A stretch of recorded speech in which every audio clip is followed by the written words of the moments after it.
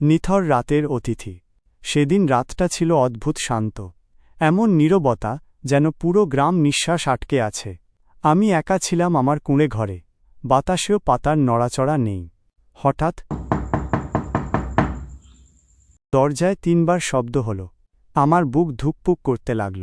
গ্রামের লোকেরা তো বলেই গেছে, রাত ১২টার পর কোনো অপরিচিতের নখ শোনা গেলে দরজা খোলা যাবে না, কারণ এ গ্রামের রাস্তা দিয়ে নাকি এক অদৃশ্য পথিক যায়, যাকে কেউ দেখতে পায় না, শুধু তার পায়ের শব্দ শোনা যায়। কিন্তু আমি কৌতূহলী। দরজা খুলতেই দেখি কেউ নেই, শুধু মাটিতে ভেজা ভেজা পায়ের ছাপ। কিন্তু সেই ছাপগুলো ২ দিকেই যাচ্ছে না, শুধু আমার দরজার সামনে হঠাৎ করে শুরু হয়েছে, আর কয়েক কদম পরে হঠাৎ করে শেষ হয়ে গেছে। আমি ভয় পেয়ে দরজা বন্ধ করলাম।